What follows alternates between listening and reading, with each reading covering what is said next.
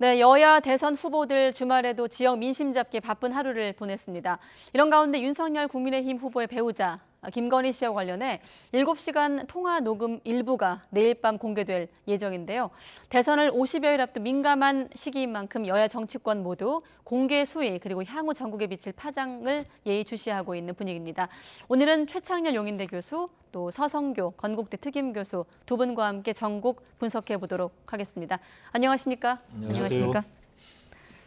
네, 가처분 일부 인용 결정은 어제 났고 방송은 내일 공개될 예정입니다. 어제 이 시간에도 비슷한 얘기를 했었던 것 같은데 아직 방송이 공개되지 않았기 때문에 지금 할 수 있는 얘기는 법원의 결정을 토대로 방송을 할 수 있는 부분과 할 수 없는 부분은 좀 예상해 보고 여야 정치권 파장까지 한번 짚어보도록 하겠습니다.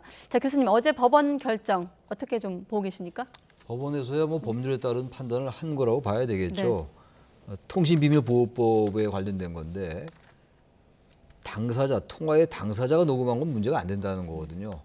통신비밀보호법에서 이제 금지하고 있는 게 타인의 대화를 녹음한 것. 네. 그게 안 된다는 거거든요. 그러니까 적어도 이제 법원의 판단은 아무튼 이 씨라는 분, 그 서울의 소리인가요? 그 뭐 방송인가 신문인가 인터넷 매체인지. 네, 유튜브 채널로. 유튜브 채널입니까? 예. 유튜브 채널에 뭐 이 씨인가 그 기자인지 그분이 자기와 이제 김건희 씨가 통화한 걸 녹음했으니까 네. 이걸 공개하는 건 문제가 안 된다는 게 기본 요지고 그 또 하나가 그리고 이 부분을 서울의 소리 이모 씨가 녹취한 걸 다른 언론사에 주는 행위 이게 과연 타당한가? 근데 이것도 별 문제가 없다라는 거예요.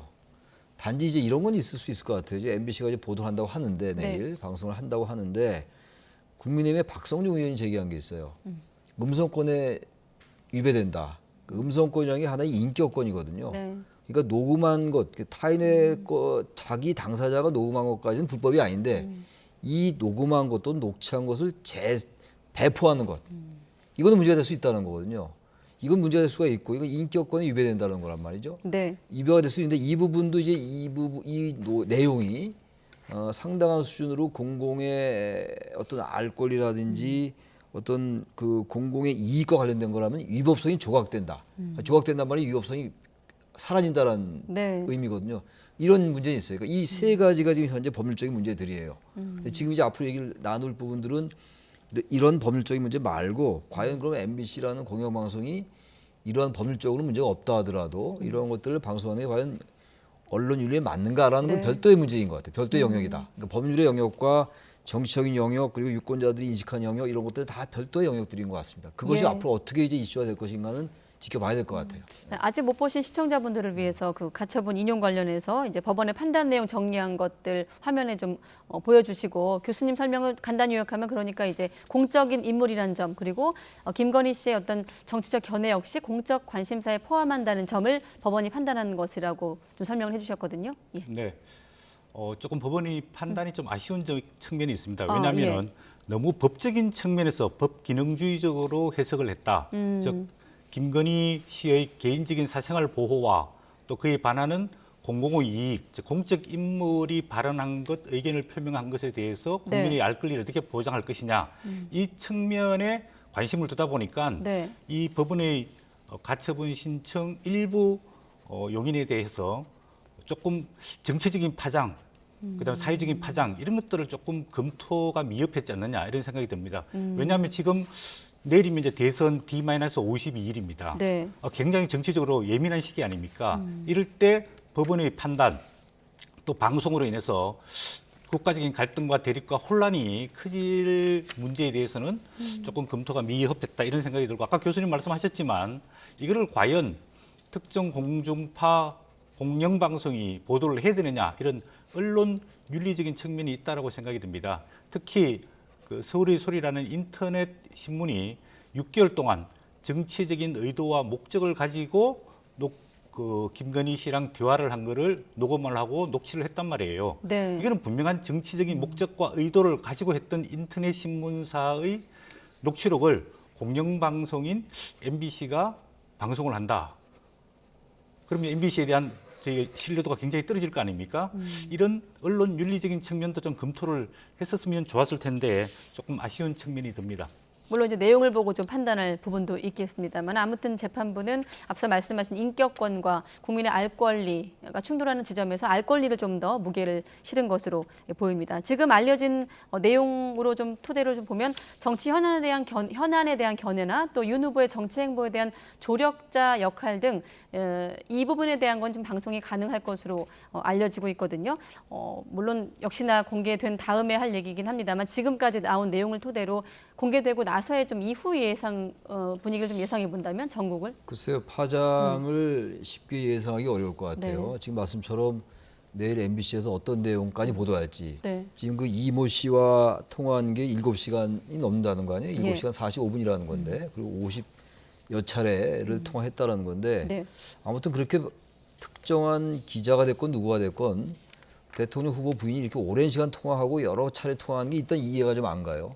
아까 우리 서 교수님 말씀처럼 이모 씨가 상당한 정치적 의도를 가지고 접근했을 가능성이 있긴 있어요. 네. 그러나 뭐 우리가 단정하기는 어려운데 아무튼 방송 내용에 따라서 달라질 수 있다 하더라도 거기 이제 뭐 전혀 우리가 예상할 수 없으니까 네. 7시간은 굉장히 긴 시간이잖아요. 사실 지금 방송이 불가한 부분은 수사 관련한 내용 또 과도한 사적인 영역은 방송이 불가하다고 이제 판단을 내렸는데 말씀하신 대로 알려지기로는 김건희 씨조차도 기억을 못하는 부분들이 많은 것으로 알려지고 있거든요. 이렇게 되면 보도의 범위가 또 확대될 수도 있다고 그러니까 볼 수도 있고요. 제가 알기로는 두 네. 차례 방송한다고 그러더라고요. 예. 40분씩 뭐 두 차례 정도면 상당히 많은 양이 나올 텐데.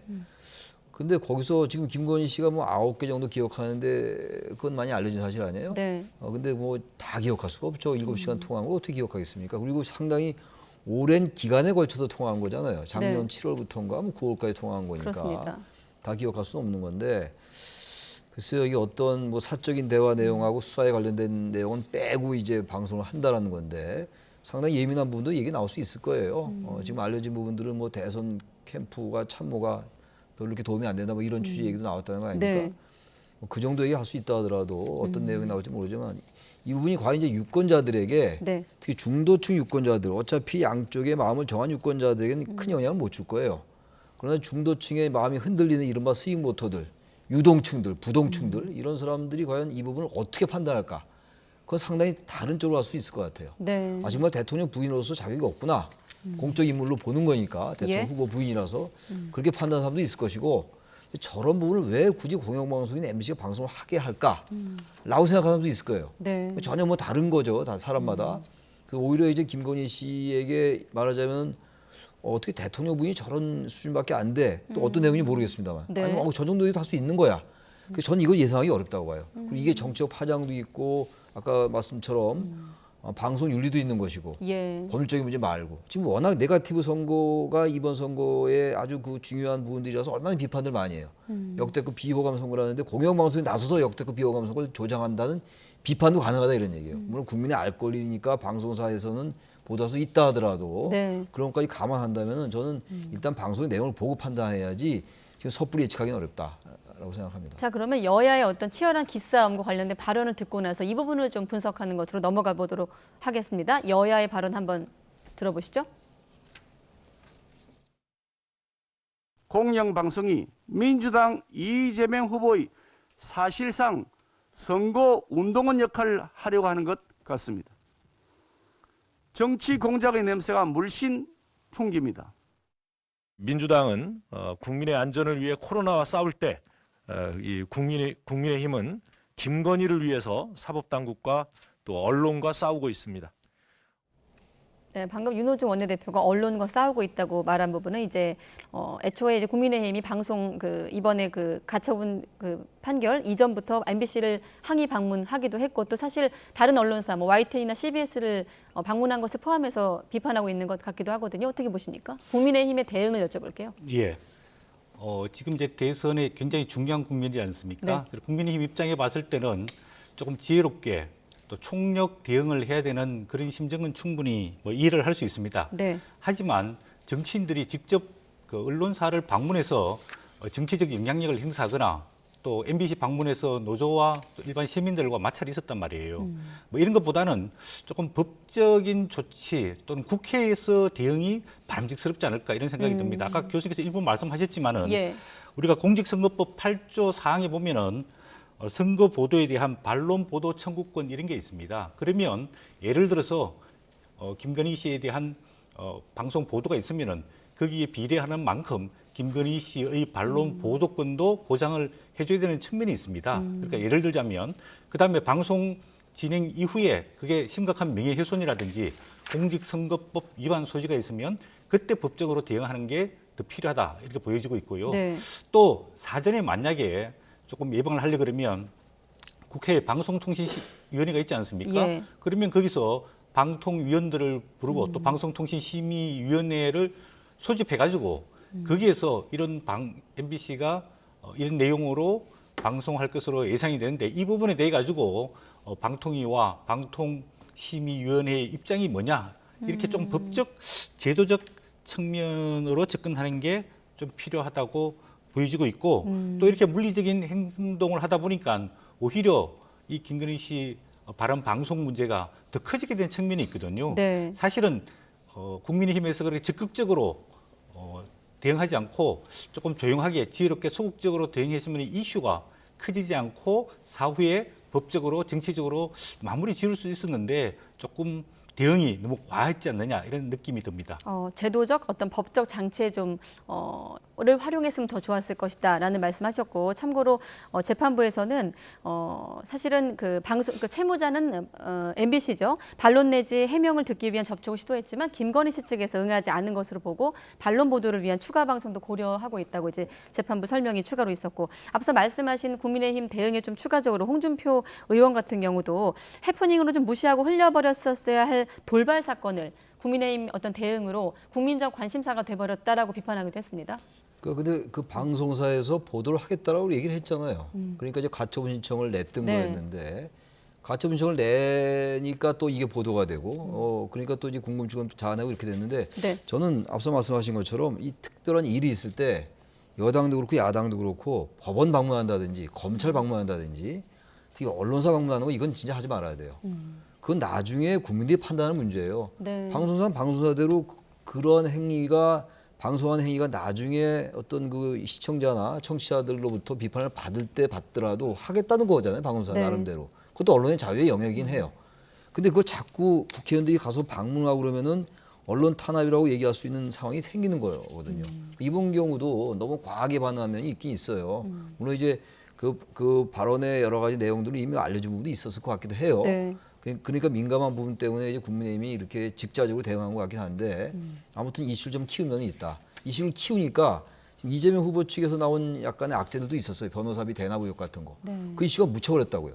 그러니까 원래 이제 우리 정치라는 게 뭐 우리 정치만 그런 건 아닙니다. 네. 이슈가 이슈 덮고 그래요 원래. 계속 이제 정치가 그렇게 생물처럼 움직이는 거이긴 한데 국민의힘이 참 이런 부분들에 대처하는 전략이 대단히 미흡하다고 저는 봐요. 이게 뭐 전략 전술의 문제는 아닙니다만 네. 그런 질문을 하시니까 제가 드리는 말씀인데 무조건 가서 이제 무조건은 아닙니다만 언론사 방문해서 항의하고 이러는 거 그거 저는 그건 국민들이 볼 때 그 사안에 대해서 설령 방송사의 행위에 대해서 비판적인 생각을 가진 사람도 그럼 항의하고 집단적으로 어떤 집단 행동을 하는 거는 그렇게 좋아 보이지는 않는다. 그 말씀 드리고 싶습니다. 자, 지금 서울의 소리 측은 내일 방송을 보고 나서 모든 내용을, 그러니까 7시간 45분짜리 모든 내용을 공개하는 것도 검토하는 것으로 알려지고 있는데 이렇다 보니 국민의힘 또 여기다가 방송과 녹취 당사자를 상대로 방송과 유포 금지 가처분 신청을 다시 제기했거든요. 지금 계속 국민의힘의 어떤 대응이 좀 아쉽다고 말씀하고 계시는데 어떤 뭐 전략 수정이라고 해야 될까요? 지금 이 시점에서 국민의힘에 필요한 고민은 무엇이라고 보십니까? 예, 아무래도 이제 내일 방송이 있고 또 일주일 네. 후에 MBC가 또 방송을 한다. 그래서 서울의 소리에서 7시간 45분을 그 녹음을 그대로 네. 공개를 할 경우에 결국은 뭐 인터넷이라든지 유튜브를 통해서 전국 상당 부분 많이 유포가 되지 않겠습니까? 또 알게 되고 네. 그러면 이제 국민의힘에서는 결국 이제 법적 대응, 명예훼손 문제라든지 뭐 공직선거법 뭐 위반 문제라든지 이렇게 법적으로 대응을 할 것 같고 차제에 뭐 언론 그 반론 보도 청구권을 행사할 뿐만 아니라 네. 김건희 씨가 조금 국민 앞에 나와서 이 부분에 대해 가지고 본인이 어떤 과정을 통해 가지고 그 서울의 소리 기자와 통화를 하게 됐고 그게 어떻게 해 가지고 녹음되는 사실을 몰랐고 어떤 본인의 입장에서는 이게 언론의 취재 과정이 아니라 그냥 친근한 사적인 대화였는데 이런 것에 대해서 굉장히 유감을 표명하면서 본인의 거취 문제에 대해 가지고 어떤 입장 표명이 있어야지 이 문제를 조기에 정리하고 넘어갈 수 있지 않을까 이런 생각이 듭니다. 그러면 추가적으로 덧붙여서 이준석 대표 앞서 그 기사가 있었는데 뭐라 그랬냐면 이번 그 7시간 통화 녹취 공개가 다소 우려스러운 부분도 있지만 공감할 수 있는 지점도 있을 거라고 말을 했거든요. 이제 공개가 되고 나면 어떤 그 심신이 피폐해진 김건희 씨 입장에서 할 수 있는 말이란 여론이 형성될 수도 있다라는 어떤 이준석 대표의 설명과 더불어서 지난번 화면에 아까 나갔다시피 허위 이력 보도와 관련된 김건희 씨 사과가 있지 않았습니까? 예. 더불어서 그런 식의 어떤 입장 표명이 추가적으로 있어야 된다고 보시는 거군요. 네, 저는 있어야 하지 않을까. 왜냐하면 이게 일방적으로 7시간 45분이 녹취돼 가지고 이제 국민들한테 유포가 되고 또 네. 방송에서 공영방송 공중파를 타고 2회에 걸쳐서 40분씩 약 80분 정도 이렇게 공개가 되고 나면 네. 이게 국민들이 의구심과 의아심을 많이 가질 거예요. 어떻게 해가지고 이 소리라는 기자와 통화를 하게 됐고 네. 이런 내용들을 왜 이야기를 했느냐. 뭐 이런 것 부분에 대해 가지고 국민들이 굉장히 의구심을 가질 텐데 네. 그럴 때 김건희 씨가 나와서 좀 자초지종을 설명하면은 국민들이 납득할 수 있지 않을까. 결국은 방송과 나중에 해명이 국민들이 어떻게 받아들이느냐의 문제거든요. 예. 그런 측면에서 보자면 아까 이준석 그 국민의힘 당대표 말씀하셨지만 김건희 씨가 그 남편인 윤석열 후보가 검찰총장으로 있을 때 징계를 받고 또 검찰총장을 사퇴하고 네. 또 정치권에 들어오고 그다음 대선 후보로 출마하고 또 대선 후보가 되고 쉽게 말하면 굉장히 고난의 길을 2, 3년 동안 걸어왔단 말이에요. 그 과정 속에서 김건희 씨가 상당한 많은 고민과 또 어떤 경우에는 심적인 충격을 받았을 가능성도 있고 또 개인적으로 네. 굉장히 힘든 과정 속에 있었지 않을까. 쉽게 말해서 심신도 피폐하고 또 사법과 재판 과정에 있고 또 뭐 소위 말하는 상대 진영에서의 상당한 또 네거티브 공격도 있고 이렇기 때문에 본인이 굉장히 또 어려웠던 그런 상황들을 이야기했던 부분도 저는 있을 거라고 보거든요. 네. 만약에 그런 부분들 같이 MBC에서 공정하고 균형 있게 만약에 음성을 그대로 공개를 한다면은 또 국민들이 이해할 부분이 있고 이해가 안 되는 부분은 나중에 김건희 씨나 아니면 대변인을 통해 가지고 조금 소명하는 과정들이 필요하지 않을까 그렇게 보여집니다. 지금 교수님께서는 소명 과정이 필요하다고 하셨는데 지금 알려진 대로 내일 방송이 있고 또 일주일 뒤에 또 방송이 있을 예정이거든요. 한 일주일 넘게 이 이슈가 연장이 될 텐데 이 국면에서 국민의힘의 고민도 있을 것 같고 그 소명 시점은 언제가 될까요? 다 방송이 끝난 다음에 될까요? 이 이슈를 지금 벌써 이제 2, 3일 됐잖아요. 네. 내일 방송을 하고 일주일 후에 또 한다는 건데 네. 저는 지나치게 이 부분을 가지고 예. 방송사도 그렇고 민주당도 그렇고 너무 정치 선거에 이용하려 한다는 인상을 주면 역풍이 불 수 있다. 단지 김건희 씨의 이 발언 내용이 어떤 건지 전혀 모르겠어요. 네. 아무리 그렇다 하더라도 정말 저런 발언은 문제가 있어 라고 판단된다면은 그런 역풍에도 불구하고 국민의힘의 타격은 굉장히 클 겁니다. 근데 그 내용을 모르는 상황에서 지금 얘기한다는 것 자체가 사실 네. 어불성설이죠. 그 발언의 정도라든지 발언에 일반인들이 감내할 정도의 발언들인지 별 문제가 없는 발언들을 너무 과도하게 포장하는 것인지 전혀 알 수가 없단 말이죠. 예. 그래서 제가 함부로 예측할 수 없는데 아무튼 이 부분을 너무 일주일 또 후에 방영한다? 전 그건 올바른 방송 윤리는 아닌 것 같아요. 제 개인적인 생각에. 네. 내일 하루 정도 방영한다면 또 몰라도 그냥 취약해서 그것도 그럼 아예 7시간을 다 방영하든지 그 법원에서 사적인 부분하고 수사에 관련된 거 방송하지 말라고 그랬잖아요. 그거 네. 빼고 다 방송하든지 최근에 그 선관위에서 이재명 후보 형수 욕설과 관련해 가지고는 편집하면 안 된다. 다 공개하는 거는 된다. 이런 얘기를 했잖아요. 그럼 다 네. 공개를 하든지 이렇게 해야 되는데 저는 아무튼 간에 이재명 후보에 관련된 것도 그렇고 윤석열 후보에 관련된 것도 그렇고 지나치게 가족과 관련된 거를 너무 좀 자제하자는 그런 여러 가지 성찰이 많이 있었어요. 사실 예. 여야 모두. 근데 이게 대선이 이제 50여일 앞두고 또 이게 대형 이슈를 또 터트려진 거예요, 지금 이게. 그러면 이 부분들은 방송사가 좀 자제를 해야죠. 한 번 정도 하면 됐지. 또 방영합니까? 네. 저는 이렇게 되면 오히려 일주일, 그럼 이거를 일주일 후에 또 가요. 지금 이제 뭐 여러 후보들이 지금 공약을 많이 내놓고 해서 야, 좀 오랜만에 정책 공약으로 정책 공약 대회로 가나보다 했는데 네. 이재명 후보가 윤석열 후보한테 그런 얘기 했잖아요. 윤 후보도 저거 비슷한 게 있네요라고. 근데 이걸 다시 또 시계를 돌려가지고 다시 네거티브 선거로 아주 본격화하겠다는 거라서 저는 그건 바람직하지 않다. 네. 제가 그 말씀 꼭 드리고 싶습니다. 알겠습니다. 아직은 이제 방송 전이기 때문에 섣부른 예측이 좀 어렵다는 네. 말씀을 하셨습니다만, 물론 내일 방송이 공개되고 나서 그 재판부가 판단한 수사와 관련 또 과도한 사적 영향은 방송이 불가하다고 했기 때문에 7시간 45분 중에 어떤 부분이 어떻게 좀 보도가 될지 지켜보고 나서, 물론 내용에 따라서 국민적 검증이 필요한 부분은 또 언론사에서 다루겠죠. 그 부분은 함께 지켜보도록 하겠습니다. 앞서 정책 행보 말씀하셨으니까 다음은 정책 행보로 넘어가 보도록 하겠습니다. 방금까지 얘기한 게 이를테면 처가 리스크, 뭐 크게 보면 가족 리스크에 들어가는데, 이렇게 리스크에 시달리고 있는 윤석열 후보, 2030 세대를 집중 공략하면서 이른바 세대 포이론 실행에 나섰습니다. 어떤 얘기를 했을까요? 한번 들어보시죠. 제가 여러분의 얘기를 듣는 것이 2030의 표를 얻기 위한 게 아닙니다. 여러분의 하여튼 오늘 이 말씀이 2030의 얘기가 아니라 제가 볼 때는 이게 전체 국민의 얘기라고 저는 생각합니다. 네, 말씀하신 대로 이번 7시간 통화 논란을 포함해서 또 그 앞에서는 당내 또 선대위 갈등이 또 있지 않았습니까? 뭐 그 부분이 봉합되긴 했습니다만 바로 또 리스크가 재발하는 바람에 묻혔습니다만, 2030 겨냥해서 여러 공약을 내놨는데 좀 어떻게 평가하십니까? 예. 지금 이제 2030 전체 유권자의 한 33% 됩니다. 네. 숫자로 따지면 한 뭐 1,400만 명쯤 되는데요. 이 세대가 지금 가장 어려운 세대입니다.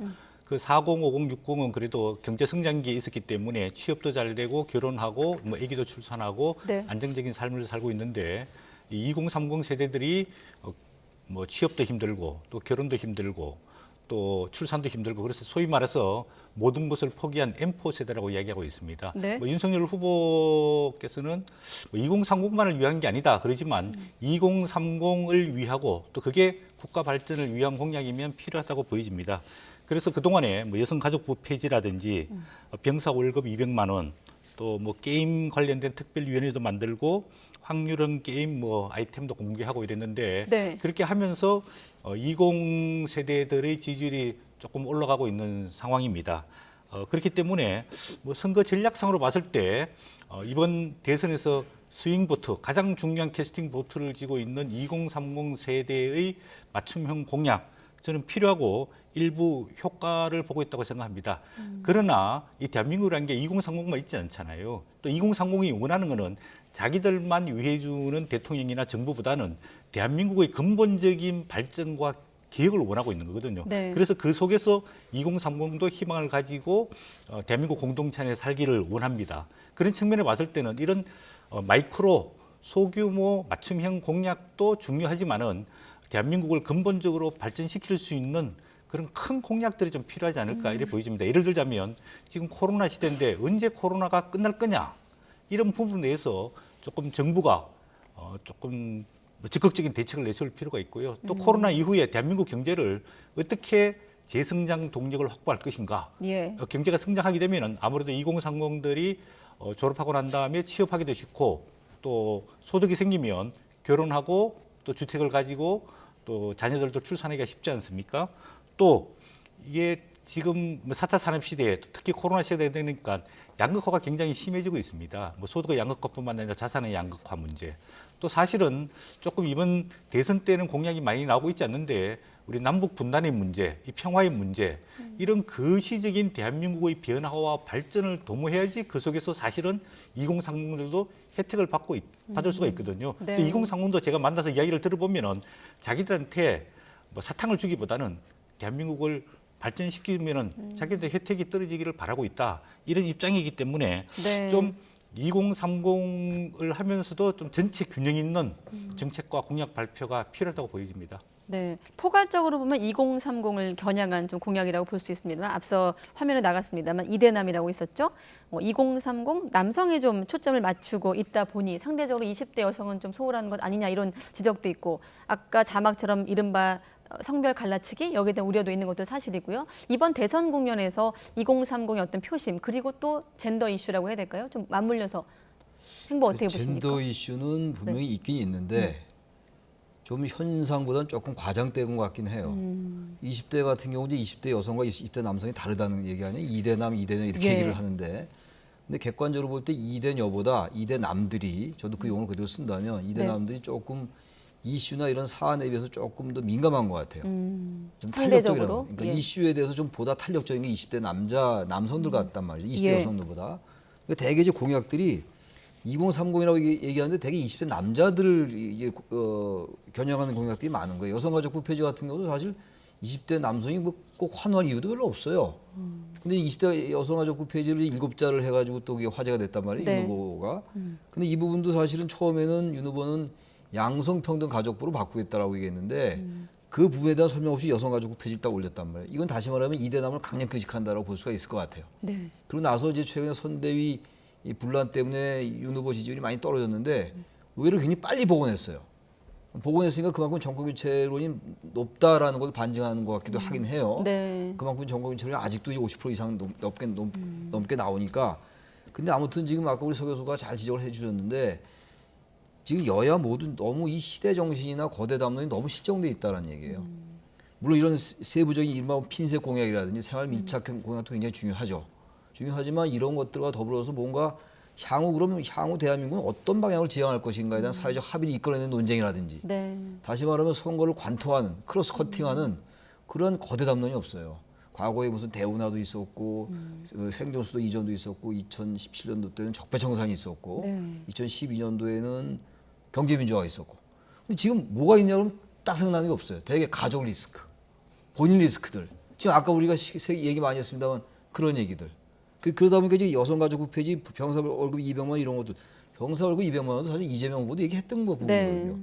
그러다 보니까 이제 여나 야나 사실 보수와 진보의 그 이념 구분이 별로 없어진 거죠. 실용이 중요하다 보니까 여야 후보의 어떤 그런 정책적인 정체성도 많이 약해졌어요. 그런 건 좋은 건데 이런 것들과 더불어서 뭔가 국민들이 바로 이런 부분들을 여야가 쟁점을 놓고 토론해야 되겠구나라는 걸 안 나타나고 있다는 거예요. 그런 걸 아직 시간이 있으니까 개발을 해라. 오히려 그런 쪽을 쟁점화시키는 후보가 전 더 많은 표를 얻지 않을까라는 생각도 합니다. 네, 알겠습니다. 두 분 다 거대 담론, 좀 선거를 관통하는 네. 그런 정책이 부족하다는 말씀을 해주셨습니다. 자, 이번엔 이재명 후보로 넘어가 보도록 하겠습니다. 최근 뭐 뉴스를 보셔서 아시겠지만 부동산 정책을 중심으로 좀 문재인 정부와 차별화에 나서는 모습도 보이거든요. 어떤 얘기를 했을까요? 한번 들어보시죠. 재개발, 재건축 신속 협의제를 도입하고 500%까지 용적률 상향이 가능한 4종 주거 지역을 신설하겠습니다. 재건축, 재개발 규제 완화가 지금 현재 문재인 정부의 정책 방향과 결을 달리하지 않느냐라는 말씀이신데요.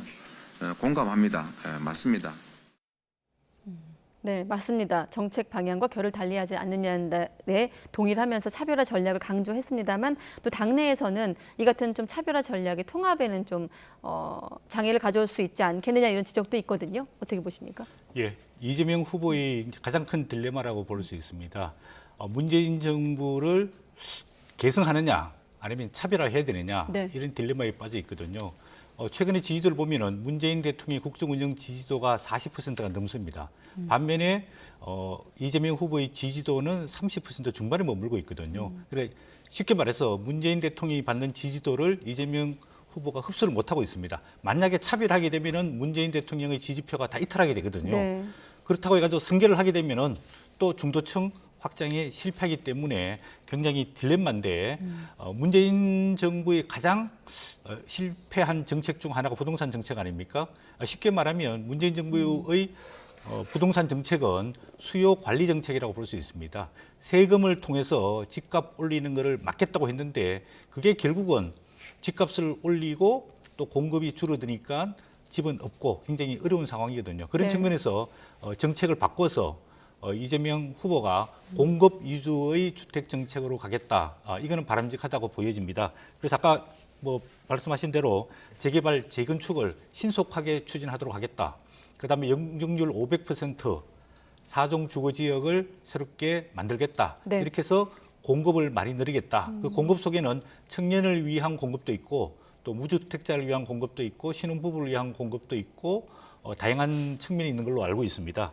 그런 측면에서 이런 현실적인 정책을 제시하는 것은 바람직하다고 보여지는데 이런 차별화를 강조하다 보면은 결국은 문재인 대통령과 갈등 대립 관계에 들어서게 되고 또 당내에서 여전히 문재인 대통령을 지지하는 세력들이 주류를 이루고 있단 말이에요. 네. 그렇게 되면은 당내 통합, 화합 이게 조금 어려워지지 않을까. 특히 최근에 송영길 민주당 대표가 이재명이 문재인 정부에서 탄압을 받았다. 또는 이재명 후보는 새로운 정권 창출이다. 정권의 승계 계승이 아닌 새로운 정권의 창출이다. 이렇게 차별화해 나가면서 네. 당내로부터 상당한 반발을 받고 있거든요. 이런 부분들이 이재명 후보의 가장 큰 지금 딜레마라고 보여지고 있습니다. 네, 두 분 말씀 속에 지지율 얘기가 들어있었으니까 바로 지지율로 넘어가 보도록 하겠습니다. 어제 나온 결과인데 한국갤럽 조사 결과인데 일단 어떤 점이 눈에 띄시는지 좀 묶어서 질문 드릴 텐데 그러니까 이번 주 같은 경우는 내내 안철수 후보의 어떤 상승세를 많이 얘기했던 것 같고요. 이 조사 기간상 이번 김건희 씨 녹음 파일 논란은 좀 반영이 안 됐을 것 같고 좀 일단은 윤석열 후보의 어떤 반등도 눈에 띄고 교수님은 어떻게 좀 제가 아까 포괄적으로 어떻게 말씀드렸을 보십니까? 때 윤 후보가 굉장히 빨리 회복을 했다고 회복했다고? 그랬어요. 예. 그만큼 정권 개천이 높다는 얘기예요. 정권 개천이 높고 지금 특히 이제 안철수 후보의 상승이 눈에 띄어요. 네. 대개 이제 10%를 넘으면은 상당한 힘을 발휘할 것이다. 그러니까 안풍이 태풍이 되느냐, 미풍으로 그치느냐. 근데 지금 저 갤럽 조사 같은 경우는 더 많이 나왔어요. 17%가 나왔단 말이에요. 네. 그건 15%를 넘었다는 얘기거든요. 그렇다면 이거는 지금 국민의힘에서 생각하는 것처럼 특히 이준석 대표가 단일화 이슈라든지 특히 안철수 후보를 아주 폄하하는 듯한 이런 발언을 많이 한단 말이죠. 그렇게만 얘기할 건 아닌 것 같아요. 현실을 좀 바라볼 필요가 있고. 홍준표 후보와의 의원과의 네. 당내 단일화가 더 중요하다고 말한 부분도 있고요. 물론 네. 홍준표 전 대표, 홍준표 의원과 지금 완전히 이제 화학 직결하는 것도 중요한데 또 홍준표 의원은 지금 선대위 지역 고문인가 지역 본부장을 하고 있는 상황 아니에요. 정확한 제가 직책은 모르겠는데. 네. 근데 아무튼 뭐 더 이상 홍준표 의원과 뭐 화학 직결하기 이런 건 별로 의미가 없는 거예요. 시간도 많지 않고 홍준표 의원은 계속 저 스탠스로 갈 거예요 아마. 중요한 건 이제 정권 교체론을 지금 윤 후보가 다 담아내지 못하고 있거든요. 네. 이런 부분들을 과연 어떻게 해소할 것이냐는 문제. 이재명 후보도 40%를 못 넣고 박스권에 갇혀 있다라는 얘기 많이 하잖아요. 네. 윤 후보도 마찬가지예요. 윤 후보도 정권 교체론을 담아낼 만한 아직 대안으로서 확고하게 보수층한테 또는 중도층에게 인정을 못 받는 거거든요. 그러니까 이런 것들을 어떻게 돌파할 것이냐를 본다면은 안철수 후보와의 단일화 이런 부분도 보다 더 긍정적이고 전략적으로 접근해야지 네. 무조건 우리 안 한다라고 얘기하는 게 과연 현실에 맞느냐 그런 생각들 중도층 할 수가 있다라는 겁니다. 네.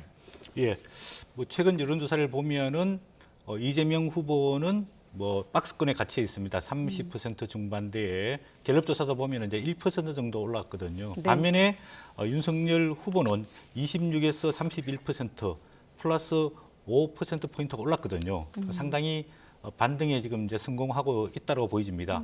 과연 이 지지도 반등이 계속 어느 정도 이어질 것이냐 이 부분에 대해서 조금 이제 의구심이 드는데요. 결국은 이제 지금 아까 말씀하신 대로 그 부인인 김건희 씨의 이 녹취 파일 이 문제, 좀 네거티브의 문제죠. 그다음에 이제 당내 통합 문제, 아까 교수님 말씀하셨지만 홍준표, 유승민 경쟁 후보들이 아직 원팀으로 참가를 적극적으로 안 하고 있습니다. 이런 네. 부분을 어떻게 할 거냐. 그다음에 결국 마지막에 가서는 이렇게 야권이 분열돼서는 정권 교체가 어렵지 않을까. 그러면 결국은 이제 후보 단일화를 어떻게 할 거냐. 그런 부분에 따라 가지고 지지도가 조금 변동이 될 거라고 보여지고 있고 최근에 안철수 후보는 안정적인 10% 중후반을 지금 이제 올라가고 있습니다. 네. 아마 그동안의 무응답층이라든지 무당층이 상당 부분 안철수 후보 쪽 지지 쪽으로 가면서 앞으로 이 윤석열 후보와 안철수 후보 간의 어떤 지지율 경쟁, 그다음 후보 단일화 국면 이게 3월 9일 대선에 가장 중요한 변수가 되지 않을까 그렇게 보여집니다. 네. 그리고 사실 앞서 화면에서 안철수 후보 옆에 있던 이름 심상정 후보 질문도 있었는데 시간 관계상 여기까지 마무리 짓도록 하고 혹시라도 내일까지 일단 쇄신 카드를 내놓을 것이라는 예상이 있거든요. YTN 통해서 정의당 심상정 후보 관련 속보는 확인하시면 되겠습니다. 네, 오늘 두 분 고맙습니다. 네, 감사합니다.